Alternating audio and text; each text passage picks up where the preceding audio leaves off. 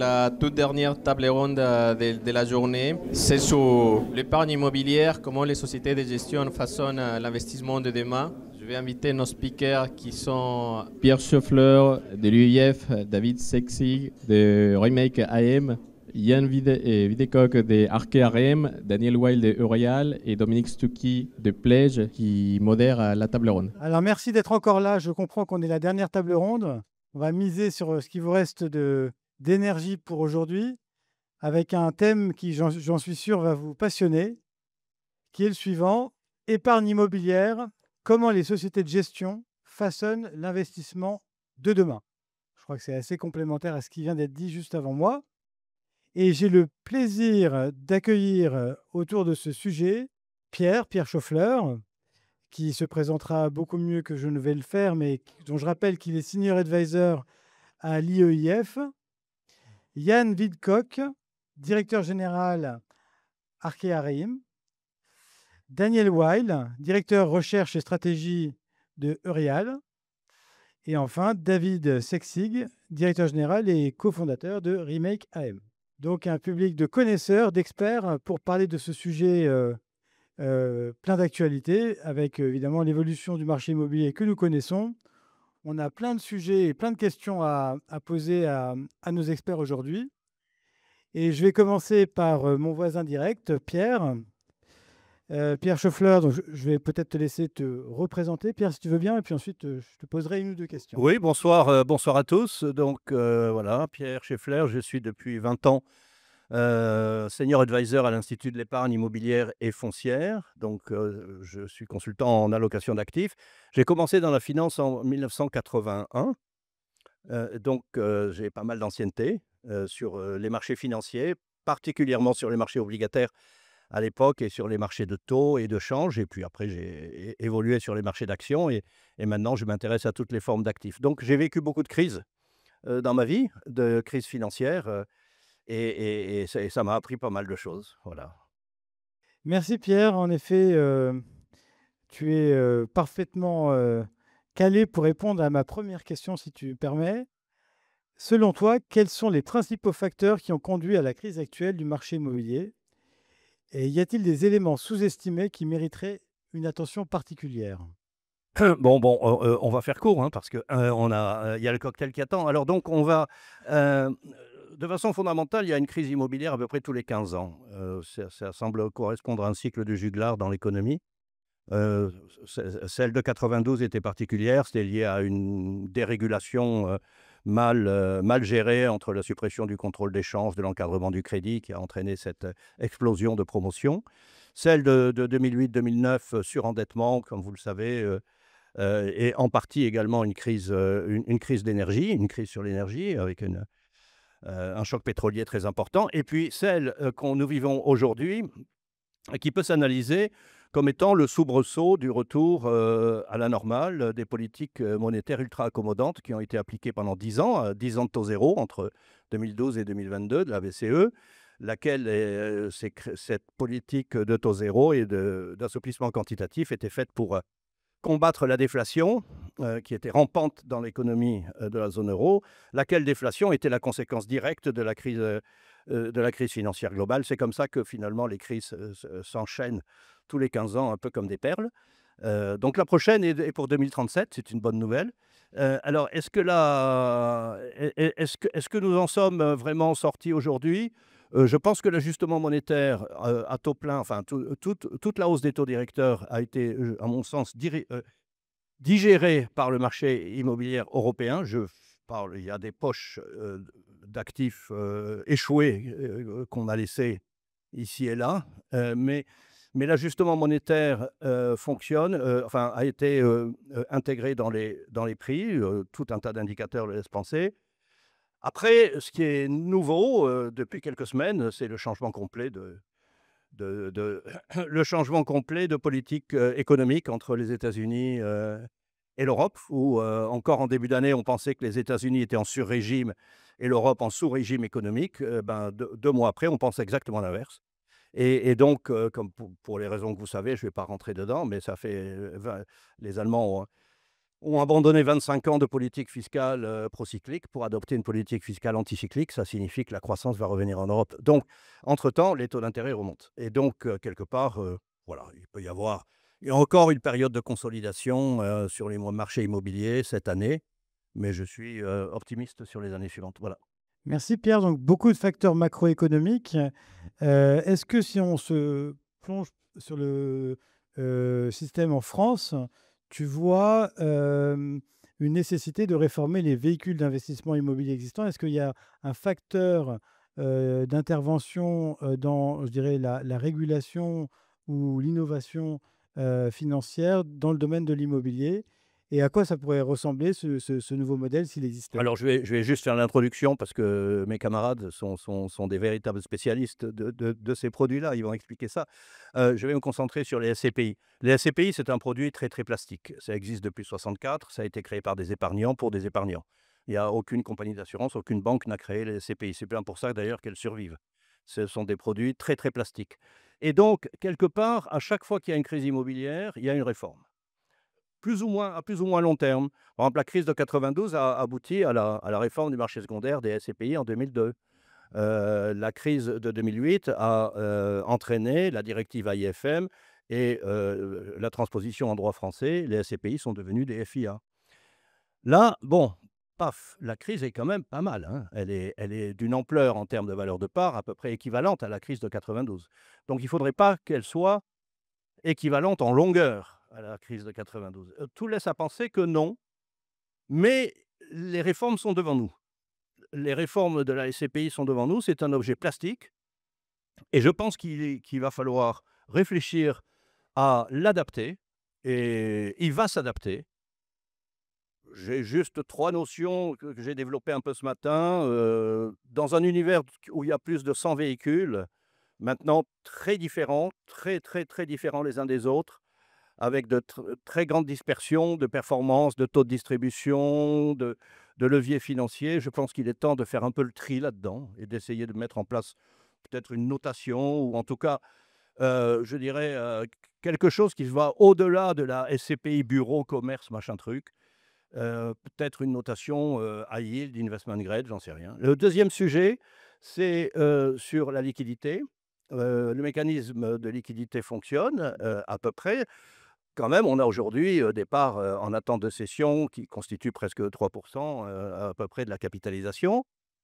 Il est nécessaire de s'adapter à ça. Moi, j'ai une solution, c'est que quelque part, enfin, ça fait longtemps, c'est que les SCPI à capital variable fassent des confrontations, tout simplement, lorsqu'il y a trop de parts, et elles fassent des confrontations sur une plateforme unique, et pas sur 26 plateformes. Parce que avoir 100 véhicules dont la liquidité est répartie sur 26 plateformes, ça fait quand même un peu con. Et donc, une plateforme qui ferait la confrontation et qui centrerait. Et la troisième chose concerne plutôt la façon dont est gérée la SCPI en tant que véhicule evergreen.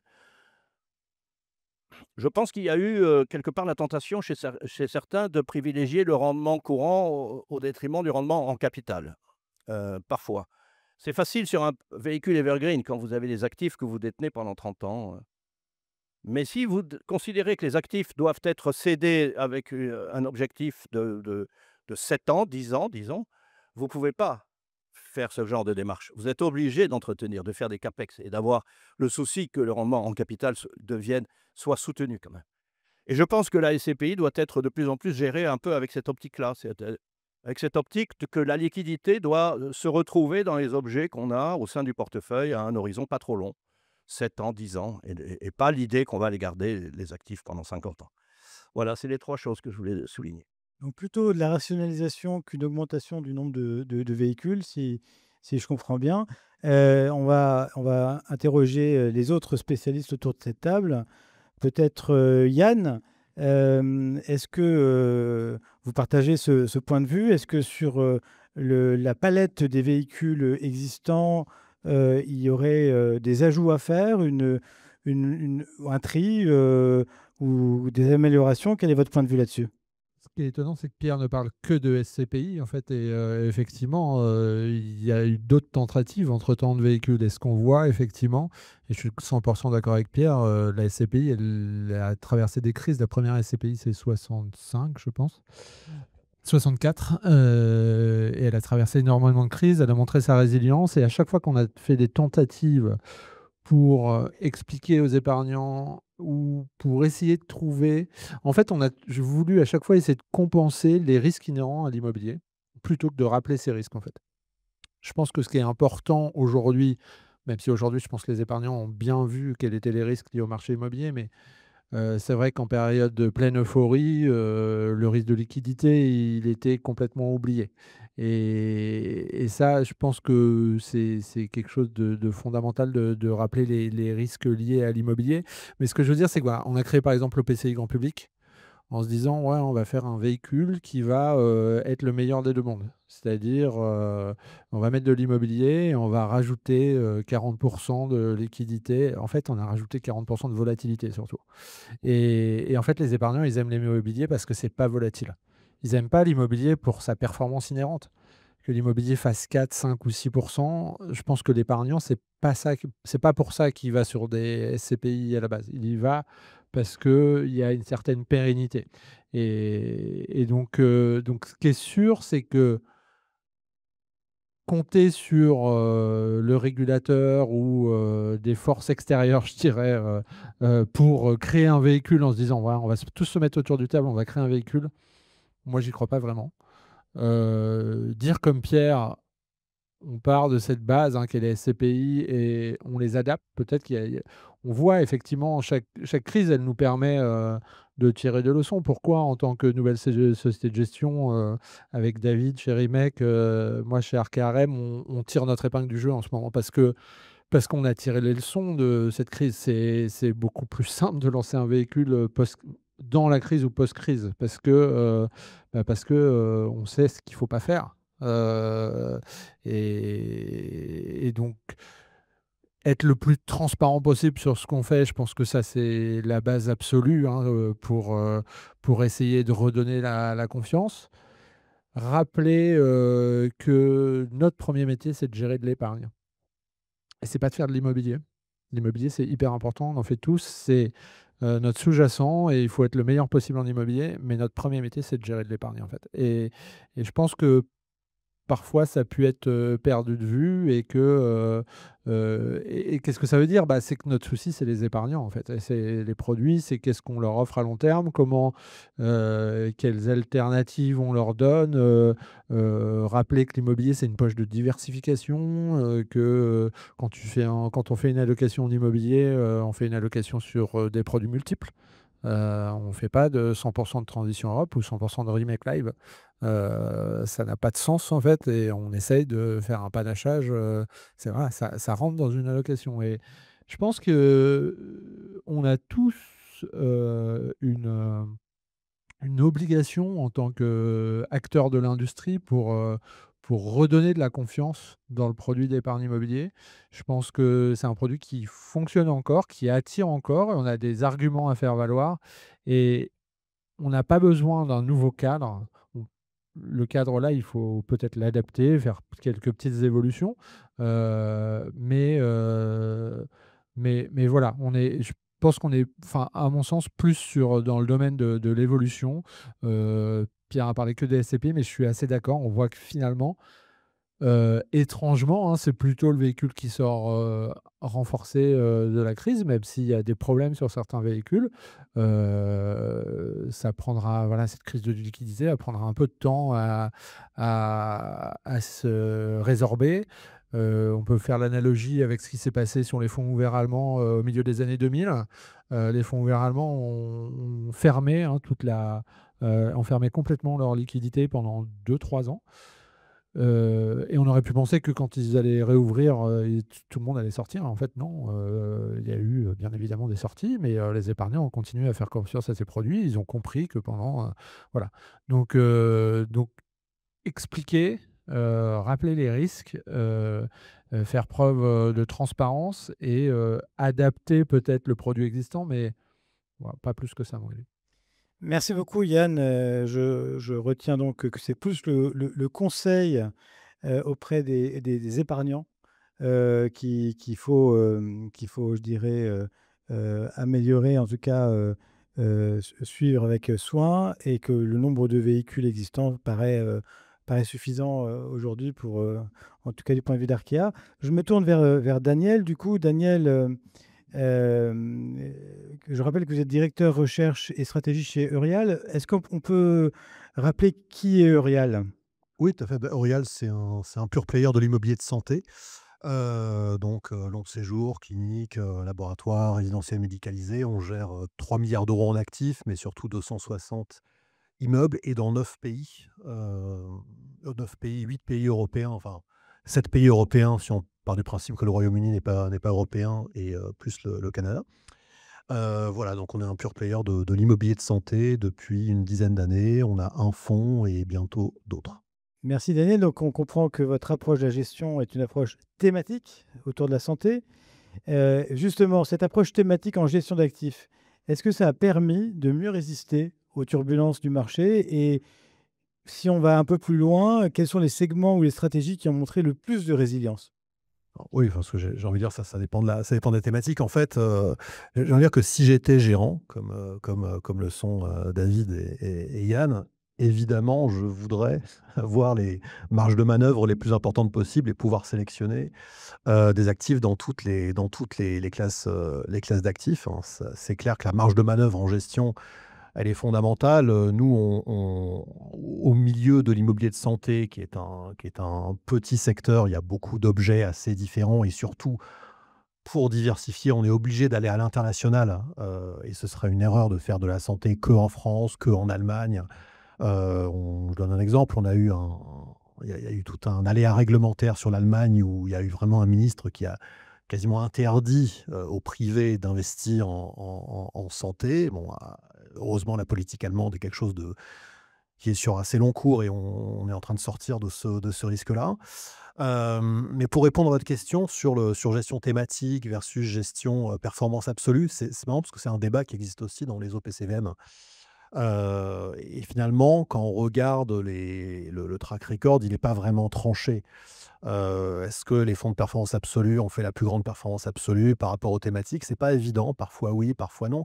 Moi, je pense que ce qui est le plus important d'un point de vue gestion, et c'est un peu ce que disait Yann tout à l'heure, c'est d'avoir du cash au bon moment du marché. C'est d'avoir du cash quand le marché est au plus bas. Et ça, je dirais que c'est presque plus important que l'univers d'investissement, notamment en SCPI. Après, si on veut, mais Pierre pourra aussi corroborer ça, dire quelles ont été les classes d'actifs qui ont été immobilières, hein, qui ont été résilientes, pas résilientes. Ce qu'on peut dire, grosse maille, hein, c'est que on a quand même vécu en 5 ans 2 crises séculaires. Il ne faudrait quand même pas l'oublier, ça. On a vécu 2 crises mondiales énormes, crise du Covid en 2020-2021, hausse des taux d'intérêt 2022-2023. Si on avait dit en 2019, ah oui, au fait, les taux d'intérêt vont prendre 450 points de base, je pense que tout le monde aurait dit ce sera l'apocalypse sur Terre. En fait, pas tant que ça. Et donc, ce qu'on peut dire, c'est que le commerce et l'hôtellerie ont clairement été les victimes de la crise du Covid en termes de valorisation, mais moins de la hausse des taux d'intérêt, parce qu'elles avaient quelque part déjà décoté. Le bureau et la logistique ont plus souffert de la deuxième crise que de la première. La santé a souffert un tout petit peu des deux et finalement, au total, pas trop. Donc voilà, en fait, moi, je crois aussi à une chose, c'est que comment dire? Même il y a 10 ans, on ne parlait pas de classe d'actifs en immobilier. Il y avait le bureau et puis il y avait les satellites, quoi, hein, c'était corps satellites.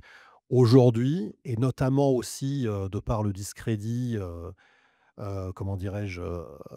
Justifié ou pas du bureau, je pense qu'on va assister à des approches beaucoup plus alternatives, enfin que la part de ce qui est alternatif va monter dans les allocations et qu'on va être beaucoup plus fin dans les différences entre les différents formats immobiliers. Ça, c'est une chose que je crois. Voilà. Après, qu'on le joue à 100% thématique, qu'on le joue à 100% diversifié, je dirais que ça, c'est un peu des philosophies de gestion. C'est aussi des sujets, je dirais, marketing, c'est des sujets de concentration des compétences dans les sociétés de gestion, mais voilà, que chacun fasse ce qu'il sait faire, quoi. Donc c'est le talent qui fait la différence. Nous voilà bien avancés. À propos de performance, on peut aussi parler technologie. Et j'aurais une question pour David. Que pensez-vous de l'essor des nouvelles plateformes d'investissement immobilier? Offrent-elles une alternative aux véhicules traditionnels ou présentent-elles des risques sous-estimés? Sous-estimé, j'en sais rien. C'est une question qui est un peu piégeuse, mais ce qui est sûr et certain, c'est que l'innovation est toujours une bonne chose. Donc quand on voit arriver des nouveaux produits ou des nouveaux modes de commercialisation, c'est toujours une bonne chose pour le marché parce que ça crée de la concurrence. La concurrence, ça crée de l'intelligence parce qu'il faut réfléchir, il faut lutter contre cette concurrence, et donc c'est toujours une bonne chose. Après, il y a différentes choses. Il y a les plateformes effectivement de financement participatif, et puis il y a les entreprises d'investissement. Au niveau de la réglementation, il y a quand même des limites, puisque d'un côté, on a les sociétés de gestion qui sont capables de lever des fonds de manière quasi infinie au travers comment dire, des fonds des FIA. Et puis parallèlement, on a des plateformes qui sont limitées à des levées de fonds de 5 millions, voire 8 millions lorsqu'on est entreprise d'investissement. Et donc vous n'avez pas la capacité finalement d'industrialiser votre business si vous vous lancez là-dedans. Peut-être que ça va changer, puisque la réglementation évolue régulièrement, mais en tout cas aujourd'hui, c'est pas le cas. Et donc ce que je trouve le plus difficile dans cette position, c'est l'industrialisation de cette tâche, qui me semble un peu difficile. Après, bon, il y a un petit peu aussi, mais ça, c'est très personnel, comme tout ce qu'on dit d'ailleurs. Mais il y a le sujet du mirage du B2B, hein. Forcément, on a toujours envie, du B2C, pardon. On a toujours envie d'aller toucher le client final, et donc ces plateformes permettent d'aller toucher le client final. Attention, l'immobilier au travers de l'épargne, c'est quelque chose de complexe. Quand c'est pas intermédiaire pour rien. Quand vous avez des conseillers en gestion de patrimoine au milieu, il y a des raisons. Des pays comme par exemple l'Angleterre ont abandonné les rétrocessions sur produits pour libérer finalement les conseillers en gestion de patrimoine. Conclusion, vous avez les conseillers en gestion de patrimoine, enfin l'équivalent anglais, ne se sont intéressés finalement qu'au patrimoine de plus de 100 000 euros. Et tous les gens qui étaient en dessous ont été complètement privés de conseils. Et après, ils font du Bitcoin sur TikTok. Donc, il y a effectivement une marge entre les deux. Moi, je trouve que c'est une excellente chose de voir l'apparition de ces produits. Ce que je note encore, c'est que le régulateur n'a pas encore dû mettre tout à fait le doigt, parce que je reçois régulièrement des dossiers, que ce soit de Club Deal ou quoi que ce soit. Il y a quand même, alors, par rapport à il y a 2 ans, il y a une vraie professionnalisation qui s'est faite, je trouve. Mais quand je reçois encore des trucs, il n'y a pas les risques qui sont mentionnés. Vous avez toute une chaîne de sociétés derrière, vous ne savez pas qui intervient. Il y en a un qui lève les fonds, il y a la société sœur qui va investir, l'autre qui gère, etc. Donc, il y a, je pense, il y a pas une professionnalisation, parce que je pense qu'il y a des grands professionnels, mais comme Yann l'a très justement remarqué, on gère de l'épargne. Et c'est pas un sujet d'IMO, c'est un sujet d'épargne. Et le sujet d'épargne, c'est réglementé. Une société de gestion qui se crée, l'AMF, elle vous demande tout de suite un set de procédures de 90 pages, enfin 90 procédures, et vous avez 300 reporting par an. C'est ça la réalité. Donc, je pense que la marche, à un moment, elle sera franchie, et ça sera des produits qui vont offrir une alternative excellente. Si on sait dans quoi on investit, c'est toujours la même chose, que la transparence est régulière. La SCPI a survécu, je crois, depuis maintenant 1964, parce que c'est le produit immobilier régulé le plus transparent. Le plus transparent. Les SC vis-à-vis de la réglementation sont considérés comme des fonds professionnels. Les OPCI sont transparents, mais n'ont pas du tout la même, comment dire, le même niveau finalement de reporting que ce qu'on peut connaître dans les SCPI. Et je crois qu'au final, ce que le client attend, ce que le client final, l'investisseur attend, c'est vraiment ce niveau de transparence. Donc oui à l'innovation, oui à tout ce qui se passe, c'est toujours des offres alternatives, donc c'est bien. Moi, ce qui m'intéresse, c'est d'aller encore un peu plus loin dans la technique, et j'attends qu'on arrive véritablement à finaliser la blockchain, parce que je suis intimement convaincu que la blockchain au niveau de l'immobilier apportera l'ultime transparence. Cette ultime transparence permettra d'aller plus vite sur les deals, et si on va plus vite sur les deals, il y a moins de risques. S'il y a moins de risques, les primes de risque diminueront. En tout cas, c'est mon sentiment, et ça pourrait faire en sorte de encore réévaluer l'immobilier et de l'intégrer encore davantage dans les allocations d'actifs. Merci beaucoup. J'ai envie de rebondir sur la dernière phrase et sur la blockchain. Rappelez-nous, Remake AM, sur ces nouvelles technologies, quel est son positionnement, quel est son pari? On n'a pas eu l'occasion de vous présenter. Alors nous, on n'est pas du tout positionné encore sur les nouvelles technologies, donc vous voyez, c'est un vieux schnock qui en parle. Donc on n'est pas du tout encore sur ce créneau. Nous, on est effectivement, on est une jeune société de gestion de produits régulés, donc on commercialise des CPI depuis 2022 maintenant. On est spécialisé dans la gestion de fonds grand public. Donc, nous, on est spécialiste de l'épargne. On fait effectivement de l'immobilier depuis 20 ans maintenant, l'ensemble des associés de cette structure. On a un prisme très diversifié. Donc, Daniel rappelait tout à l'heure l'espèce de faux combat qui existe entre la thématique et la diversifiée. Je crois qu'il ne faut pas les opposer parce que le sujet n'est pas thématique et diversifié, me semble-t-il. Le vrai sujet, c'est de dire fonds ouverts contre fonds fermés. Je crois que c'est plutôt ça le sujet. Il me semble que quand on est dans une thématique, c'est un instant T qu'on a une fenêtre d'opportunité, qu'on peut capturer cette opportunité et aller gagner un maximum de performance.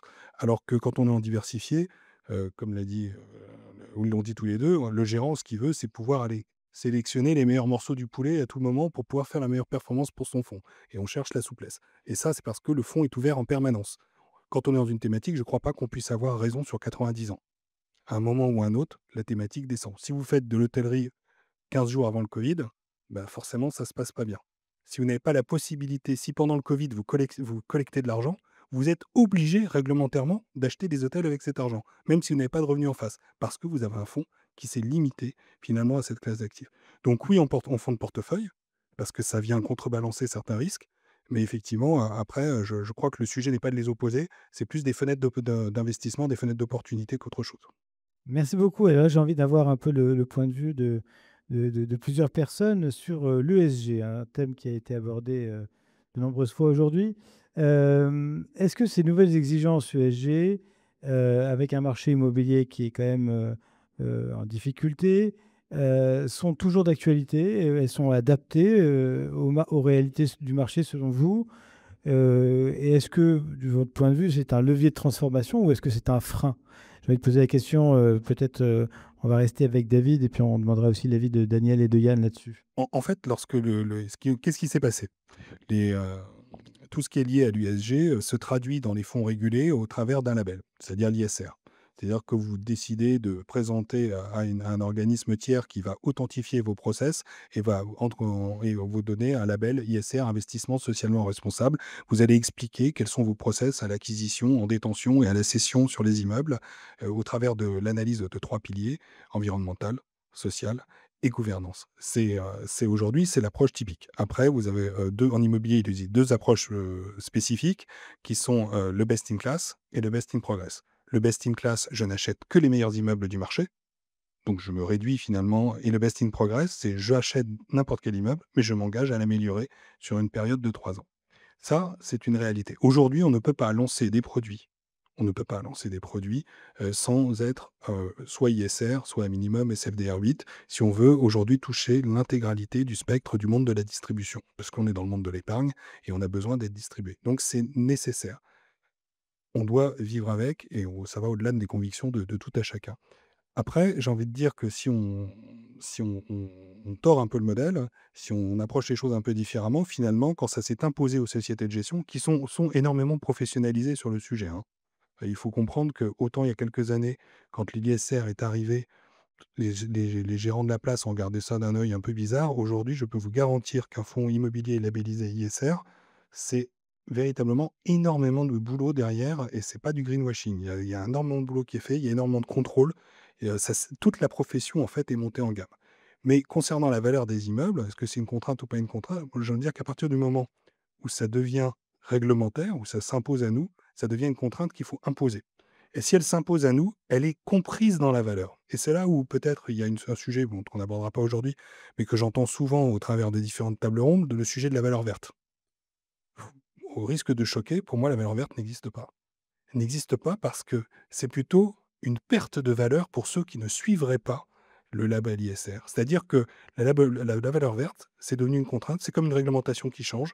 Votre immeuble doit être à ce standard. S'il n'y est pas et que vous souhaitez le vendre, eh bien, vous perdrez de la valeur. Mais ce n'est pas parce que vous passez votre immeuble à ce standard que vous allez augmenter la valorisation de cet immeuble.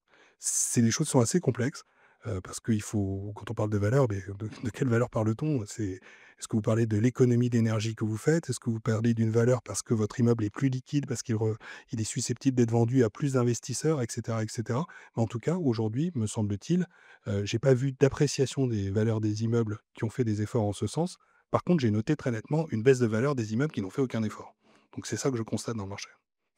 Merci beaucoup. Effectivement, la profession ces mises à niveau sur l'ESG. Et du coup, j'espère que la salle aussi, parce qu'on utilise parfois des sigles SFDR8, etc. J'espère que tout le monde comprend. Et si ce n'est pas le cas, d'autres experts vont démystifier ces concepts. Je vais proposer à Yann de donner son point de vue sur cette question. Alors, la transformation est-elle la conséquence de l'ESG ou est-ce que c'est plutôt un frein de votre point de vue? En fait, effectivement, c'est ce que vous disiez là sur SFDR et je pense qu'on est parti. En fait, le régulateur a voulu trop bien faire. Enfin, je ne sais pas ce qu'il a voulu faire d'ailleurs, le régulateur. Parce que même nous, spécialistes du secteur, on ne comprend pas. Enfin, on les comprend, mais c'est d'une complexité redoutable en fait. Et donc, se dire que l'épargnant va choisir un produit parce qu'il est SFDR 8, SFDR 9, parce qu'il a un pourcentage d'investissement durable de tant de pourcents, parce que... Mais non, en fait. En fait, comme d'habitude, voilà, l'investissement immobilier, c'est un investissement alternatif qui représente une poche de diversification qui est normalement faible dans une allocation de portefeuille. Alors, on va dire au mieux 15% quand on est très optimiste, 5 à 10%, voilà, ça dépend de quel côté de l'Atlantique on est en plus, mais voilà. Et donc, le régulateur, bah, il s'occupe de nous quand il y a des crises, en gros. Quand il n'y a pas de crise, il essaye de nous calquer des modèles qui sont des modèles de produits financiers, en fait. Et donc, on s'est retrouvé avec ces fameux article 8, article 9, qui sont sûrement très pertinents pour des produits financiers, mais qui pour l'immobilier... L'avantage de l'immobilier, quand même, vis-à-vis de l'ESG, c'est que c'est hyper concret ce qu'on fait. C'est très concret. Enfin, là où personnellement j'ai des gros doutes sur les fonds ESG et sur leur allocation statistique, voilà. Quand on fait de l'ESG, David, moi, Daniel, on fait des choses hyper concrètes. On met des bornes de recharge sur nos immeubles, on met des panneaux solaires sur nos toits, on fait passer des écologues, nous, sur nos sites pour qui nous disent, bah là, mettez un point d'eau, là, mettez des haies pour booster la biodiversité sur votre site. C'est hyper concret et ça a des actions concrètes. On a un impact. Quand on fait de l'ESG en immobilier, on a un impact. Et donc, aller coller ces surcouches de réglementation, je pense qu'on aurait pu faire des choses beaucoup, beaucoup, beaucoup mieux et surtout des choses de façon plus transparente parce que là, le problème, c'est que l'épargnant, il est complètement perdu en fait. Alors oui, David a raison. Aujourd'hui, pour vendre un fonds, il faut grosso modo qu'il soit labellisé ISR, hein. Mais en même temps, je ne sais pas quel est l'avis de mes camarades, mais moi, quand je vais voir des partenaires, parce qu'effectivement, on est un business intermédiaire, donc les premières personnes avec qui on parle, c'est nos partenaires, mais on a également des échanges avec nos épargnants. Quand on parle avec eux, l'ESG, ça revient très peu souvent, en fait. On a une catégorie, je dirais, d'épargnants un peu militants, comme d'ailleurs des intermédiaires. On a une petite catégorie d'intermédiaires, des assureurs, des mutualistes parfois qui sont un peu plus militants et des épargnants séparés, mais je dirais que c'est 5 à 10%, pas plus en fait. Et les autres ne nous parlent jamais de ESG en fait. Et donc c'est vrai qu'on a, en fait l'industrie est presque plus en avance que ce que demande l'épargnant. Et je dirais que ça, c'est en plus dans un monde d'avant. Dans un monde d'aujourd'hui, on voit ce qui se passe de l'autre côté de l'Atlantique, hein. Il y a des articles qui fleurissent. Comment l'ESG résiste à un monde en crise, en fait. Comment l'ESG... Alors, un monde en crise, déjà. Comment l'ESG résiste à un monde en guerre. Ça, ça va encore plus loin, en fait, parce que la guerre, c'est pas très ESG quand même. Et donc, est-ce que... je pense que comme le David le disait, on a toutes les sociétés de gestion se sont hyper professionnalisées. Il y a vraiment des choses qui sont faites sur les portefeuilles. Tout le monde joue le jeu. Voilà, chacun à son échelle, mais tout le monde joue le jeu. Mais il faudrait qu'on ait un cadre réglementaire plus simple, transparent, pour que les épargnants puissent se retrouver, voilà, qu'on dise ce qu'on fait, pourquoi on le fait, comment on le fait. Mais je pense qu'il y a des choses beaucoup plus simples à faire. Ce que tu dis est juste, hein, on oublie pourquoi on fait tout ça en fait. C'est à la fin de la journée, on lit des pages et des pages et des pages de réglementation et tout d'un coup on s'arrête, on lève le nez, on dit mais ça sert à quoi? Et on n'en sait rien. C'est mais tout est comme ça, hein, la réglementation, je découvrais, il y a encore pas longtemps que, il y a une réglementation qui a été pondue, pour les promoteurs immobiliers, il y en a certains maintenant, qui nous donne la taille des jardinières sur les terrasses. avec le nombre, le poids de terre qu'il faut mettre. Il y a quand même des mecs qui ont réfléchi à ça pendant plusieurs heures, je suppose, enfin j'espère que ça va pas durer longtemps, et on nous impose ça. Donc tout est comme ça, et il faut faire appel à des spécialistes de spécialistes, et encore quand vous mettez dans la salle des spécialistes, ils se parlent entre eux, ils comprennent même pas parfois, et donc ça ralentit, un certain nombre de problèmes, même si c'est effectivement indéniable. Je crois plutôt que l'immobilier a une carte à jouer concernant l'ESG, non pas forcément sur l'empreinte carbone, parce qu'il y a des efforts qui sont faits de manière constante par l'ensemble des propriétaires, mais plutôt sur le social, où on pourrait utiliser l'immobilier pour avancer dans une direction qui me semblerait plus utile et surtout beaucoup plus concrète. D'un mot, une question pour Daniel, pour avoir le point de vue de chacun. Est-ce que vous partagez ce qui vient d'être dit sur l'apport de l'ESG, on va dire, à l'industrie en général? Alors oui, je partage ce qui vient d'être dit et j'ajoute une chose, c'est que en fait, le problème vient de ce qu'il y a deux logiques à l'œuvre. La logique, en anglais on appelle ça le virtue signaling, enfin la logique de la lutte contre le greenwashing, du fait du signalement de vertu, le fait de dire je suis ESG, et donc il y a tout un appareillage technocratique pour valider que je suis ESG. Et puis il y a ce que j'appellerais la vraie bonne logique qui est juste de décarboner des trucs, d'augmenter, enfin d'améliorer l'efficience énergétique des actifs. Et là, il faut, j'appuie encore ce que disait Yann, la différence entre l'immobilier et les valeurs mobilières, c'est qu'en immobilier, on est obligé de faire nous-mêmes. De créer nous-mêmes non pas la valeur verte au sens des experts, mais les actions. Et moi, une suggestion que je disais, mais qui revient un peu à ce que tu disais, David, à la fin de ton propos, c'est peut-être qu'il faut passer du paradigme de l'ESG au paradigme de l'impact. L'impact, en fait, c'est ce qu'on appelle l'additionnalité voilà. Parce qu'en fait, en immobilier, il y a beaucoup d'additionnalité. Je veux dire, si je repeins mes immeubles en blanc quand ils sont au sud d'une certaine latitude, les panneaux solaires dont tu parlais, enfin, il y a tout un tas d'actions qui sont de l'additionnalité, en fait. Mais ça, c'est pas du signalement de vertu. Ça, c'est faire des trucs. Et peut-être qu'il faut essayer de faire évoluer la réglementation dans ce sens. Mais peut-être, alors c'est difficile à négocier, mais peut-être que ce qu'il faut essayer de négocier collectivement, c'est sanctuariser l'immobilier. Parce que si on transpose le paradigme financier, qu'on l'applique comme ça au fonds immobilier sur ces questions-là, qu'on fait SFDR, je pense qu'on n'y arrivera jamais, en fait. Ce qu'il faudrait, c'est que l'immobilier soit pas une minute à la fin de la réunion de la Commission européenne pour dire oui, bon, bah, pour l'immobilier, on fait comme le financier, c'est pareil, mais qu'il y ait une réunion pour l'immobilier, en fait. Et déjà, ça changerait énormément. Très intéressant. Et on va passer à la dernière question, un peu la conclusion de cette table ronde. Et on va poser la question à Pierre, qui n'a pas parlé depuis un petit moment. Face à un contexte économique incertain, Pierre. Pardon de te rêver. Face à un contexte économique incertain, quelles actions concrètes peuvent, selon toi, être mises en place pour restaurer la confiance des épargnants et les inciter à investir à nouveau dans l'immobilier?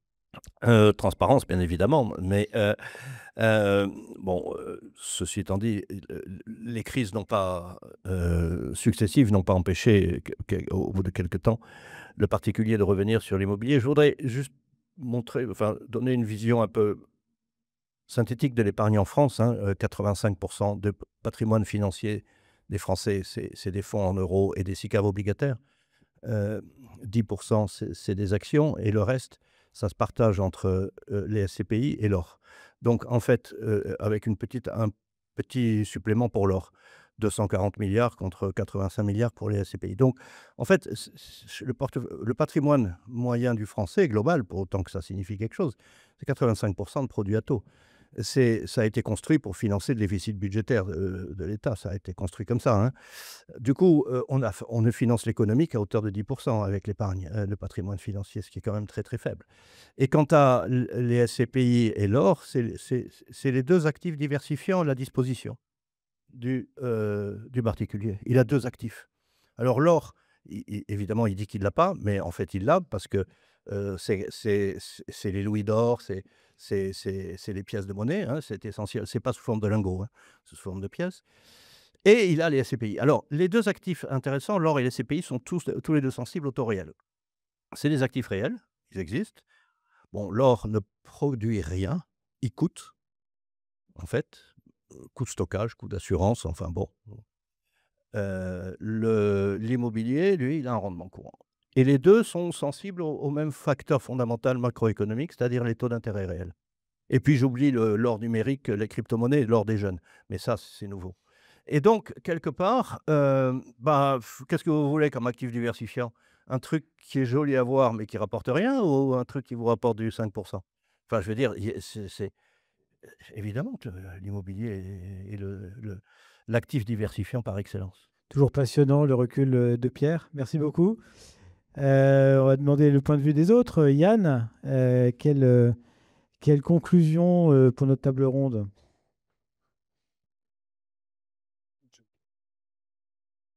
Non, la conclusion, c'est que le produit d'épargne immobilier, c'est un produit d'avenir, que c'est un produit très intéressant et je pense qu'il est sous-estimé et pour préparer la retraite, en fait, vraiment et que ça peut être un vrai complément de revenu, pour la retraite.